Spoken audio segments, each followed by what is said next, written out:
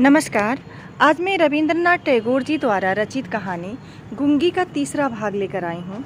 पिछले भाग में हम लोग यहाँ तक सुन चुके थे कि किसी प्रकार के आश्चर्य से अचंभित नहीं कर सकती।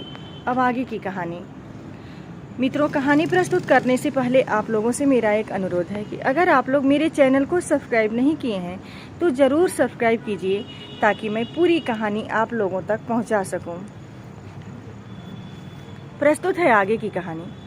सुभाषिणी की अवस्था दिन प्रतिदिन बढ़ती ही जा रही है। धीरे धीरे मानो वह अपने आप को अनुभव कर रही है, मानो किसी एक पूर्णिमा को किसी सागर से एक ज्वार सा आकर उसके अंतराल को किसी एक नवीन अनिर्वचनीय चेतना शक्ति से भर भर देता है।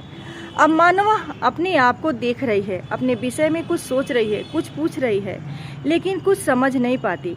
पूर्णिमा की गाढ़ी रात्रि में उसने एक दिन धीरे से कक्ष के झरोखे को खोलकर भयत्र अस्तावस्था में मुंह निकालकर बाहर की ओर देखा कि संपूर्ण प्रकृति भी उसके समान सोती हुई दुनिया पर अकेली बैठी हुई जाग रही है। वह भी यमन के उन्माद से, आनंद से, विषाद से, असीम नीरवता से अंतिम परिधि तक, यहाँ तक कि उसे भी पार करके चुपचाप स्थिर बैठी है। एक शब्द भी उसके मुख से नहीं निकल रहा, मानो इस स्थिर निस्तब्ध प्रकृति के एक छोर पर उससे भी स्थिर और उससे भी निस्तब्ध एक भोली लड़की खड़ी हो। इधर कन्या के विवाह की चिंता में माता पिता बहुत बेचैन हो उठे हैं और गांव के लोग भी यत्र तत्र निंदा कर रहे हैं।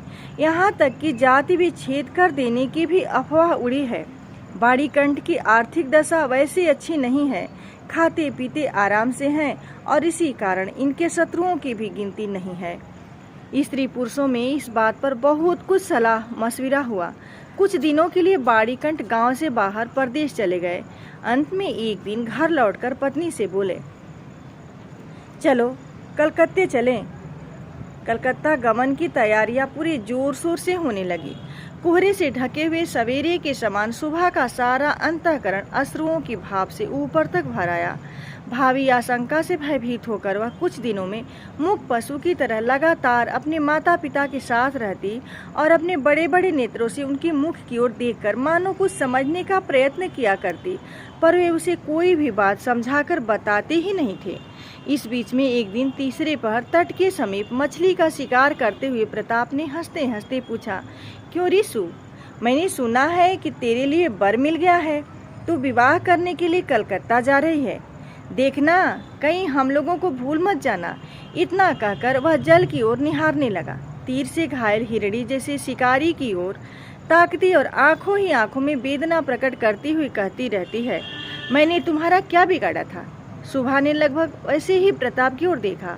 उस दिन वह वृक्ष के नीचे नहीं बैठी। बाड़ीकंठ जब बिस्तर से उठकर धूम्रपान कर रहे थे, सुबह उनके चरणों के पास बैठकर उनके मुख की ओर देखती हुई रोने लगी। अंत में बेटी को ढाढ़स और सांत्वना देते हुए पिता के सूखे और कपोलों पर अश्रु की 2 बूंदें ढुलक पड़ी। कल कलकत्ता जाने का शुभ मुहूर्त है। सुबह ग्वाल घर में अपनी चिर संगिनियों से विदा लेने के लिए गई।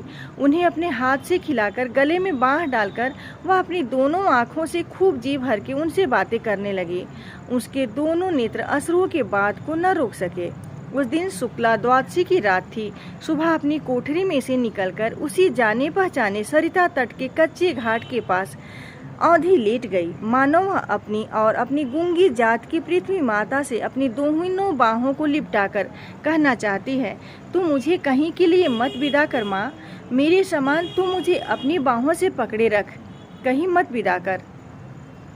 कलकत्ते के किराए के मकान में एक दिन सुबह की माता ने उसे वस्त्रों से खूब सजा दिया, कसकर उसका जूड़ा बांध दिया, उसमें जरी का फीता लपेट दिया, आभूषणों से लादकर उसके स्वाभाविक सौंदर्य को भरसक मिटा दिया। सुबह के दोनों नेत्र आंसुओं से गीला थे, नेत्र कहीं सूख न जाएं। इस भय से माता ने उसे बहुत समझाया बुझाया और अंत में फटकारा भी, पर अश्रुओं ने फटकार की कोई परवाह न की। उस दिन कई मित्रों के साथ वह कन्या को देखने के लिए आया। कन्या के माता पिता चिंतित, शंकित और भयभीत हो उठे, मानो देवता स्वयं अपने बलि के पशुओं को देखने आए हों। अंदर से बहुत डांट फटकार कर बताकर कन्या के अश्रुओं की धारा को और भी तीव्र रूप देकर उसे निरीक्षकों के सम्मुख भेज दिया। निरीक्षकों ने बहुत देर तक देखभाल के उपरांत कहा, ऐसी कोई बुरी भी नहीं है। विशेषकर कन्या के अश्रुओं को देखकर वे समझ गए कि इसके हृदय में कुछ दर्द भी है, और फिर हिसाब लगाकर देखा कि जो हृदय आज माता पिता के बिछोह की बात सोचकर इस प्रकार दवित हो रहा है, अंत में कल उन्हीं के काम वह आएगा। सीप के मोती के समान कन्या के आंसुओं की बूंदें उसका मूल्य बढ़ाने लगी। उसकी ओर से और किसी को कुछ कहना ही नहीं पड़ा।